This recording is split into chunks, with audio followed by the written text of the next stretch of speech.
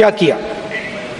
जो हिंदुस्तान को रोजगार देते हैं, स्मॉल एंड मीडियम बिजनेसेस हैं, जो करोड़ों युवाओं को रोजगार देते थे, उन पर इस चक्रव्यूह ने आक्रमण किया।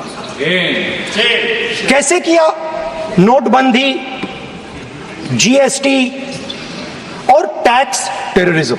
आप लोग आतंकवाद की बात करते हो, पूरे देश में अगर कोई भी व्यक्ति छोटा बिजनेस चलाता है तो रात को उसको फोन कॉल आता है इनकम टैक्स डिपार्टमेंट से, जीएसटी से, और टैक्स टेररिज्म का वो शिकार बनता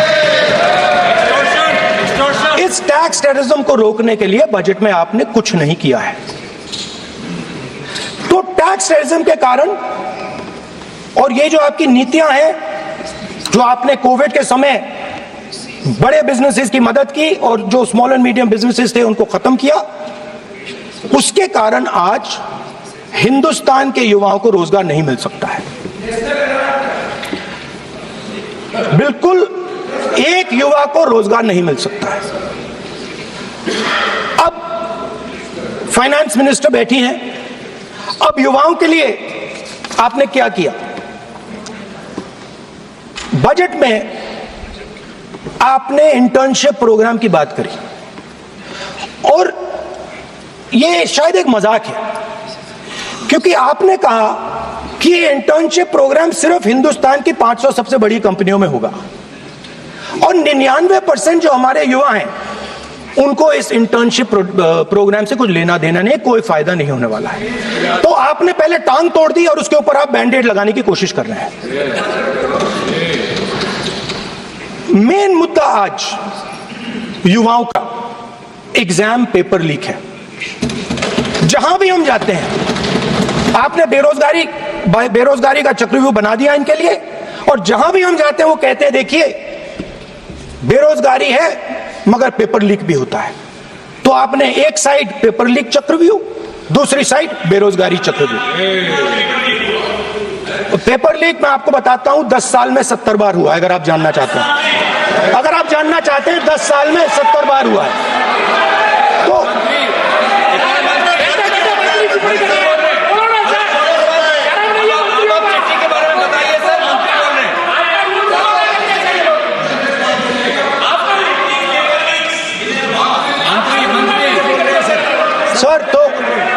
सर तो पेपर लीक के बारे में फाइनेंस मिनिस्टर ने बजट में एक शब्द नहीं कहा है।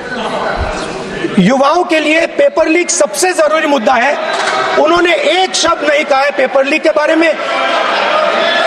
एक बार उन्होंने पेपर लीक नहीं कहा और उल्टा जो एजुकेशन बजट में पैसा देना चाहिए था वो आपने 20 साल में सबसे कम पैसा दिया है। 2.5% of budget is gone to education. Sir दूसरी तरफ आपने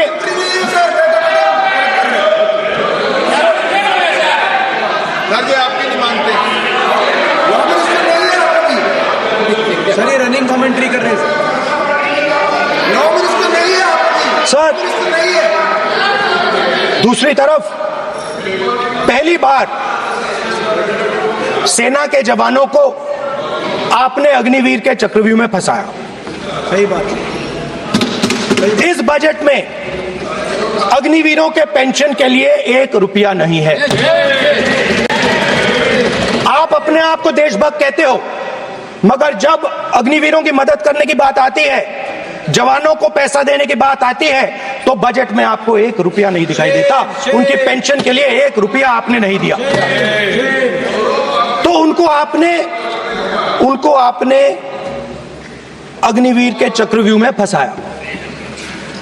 उसके बाद सर जो अन्नदाता हैं वो चक्रव्यूह से निकलने के लिए, आपके चक्रव्यूह से निकलने के लिए जो आपने बनाया 3 काले कानून, जमीन अधिग्रहण बिल को आपने कमजोर किया, उनको आप सही दाम नहीं देते हो। इस चक्रव्यूह से निकलने के लिए उन्होंने आपसे सिर्फ एक चीज मांगी है, 2 चीजें नहीं मांगी है, सिर्फ एक चीज मांगी है। उन्होंने कहा है कि हमें लीगल गारंटीड एमएसपी देना।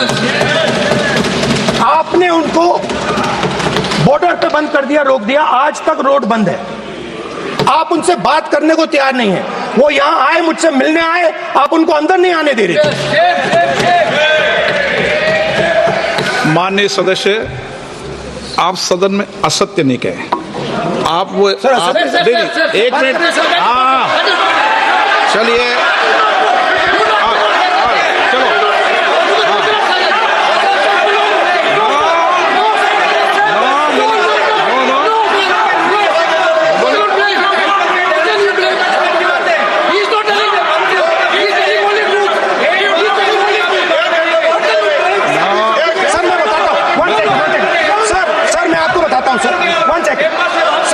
फैक्ट बताता हूं सर, जो मुझे एक सेकंड, हाँ बता, मैं आपको फैक्ट बताता हूं, फिर आप मुझे करेक्ट कर दीजिए।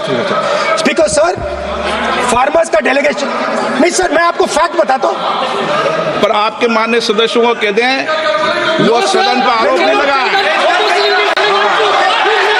रिपोर्ट से बोलता हूं मैं, बिना रिपोर्ट के नहीं बोलता हूं। बोलिए, बोलिए, उनको बोलने दीजिए, उनको बोलने दीजिए, उनको बोलने दीजिए, आप बोलने दीजिए उनको, बोले, वो बोले, बताएं, वो बताएं, मैं बताऊंगा। Speaker sir, one second. Speaker sir, मैं आपको बताता हूं जो मुझे मालूम है। स्पीकर सर, मैं आपको बताता हूं। बैठिए। स्पीकर सर, हुआ क्या, वहां पे सर मुझसे मिलने एक फार्मर का डेलीगेशन आया। मुझे बताया गया कि फार्मर के डेलीगेशन को अंदर नहीं आने देंगे। मैं उनसे मिलने जब गया तब उनको अंदर आने के दिया गया था। सर ये फैक्ट है सर। अब पता नहीं कोई मिसकम्युनिकेशन हुआ, वो अलग बात है, बट फैक्ट ये है कि जब मैं मीडिया के साथ वहां गया तब दरवाजे पार्लियामेंट के, संसद के उनके लिए खुले, उससे पहले वो बंद थे। ठीक है। और ये आप उनसे भी पूछ लीजिए sir. Please please, no please please, एक मिनट प्लीज, आपने विषय उठाया इसलिए मैं बोल रहा हूं। ऐसे तो सदन की व्यवस्थाओं पर सवाल नहीं उठाना चाहिए।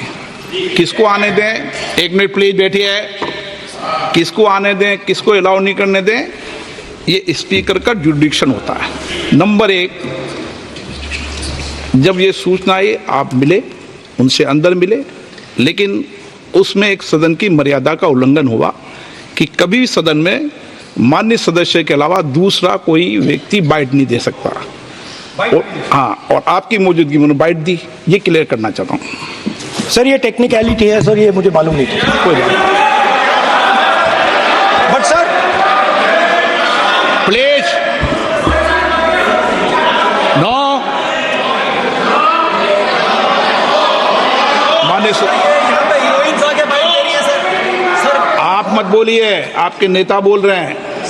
तो स्पीकर सर, महिला आरक्षण आया था तो ये आपको बेटे बेटे स्पीकर सर, हम चाहते थे, माननीय प्रतिपक्ष के नेता आपके बेटे बेटे सदस्य कमेंट्री कर रहे हैं, फिर वो कहते हैं कि लोग क्यों कमेंट्री कर रहे हैं। सर हम चाहते थे, हमारा एक्सपेक्टेशन था कि जो अन्नदाता है, जो सरकार से सिर्फ एक चीज मांग रहा है, लीगल गारंटीड एमएसपी, हमें लगता था कि ये कोई बड़ा काम नहीं है सर, ये इतना बड़ा काम नहीं है।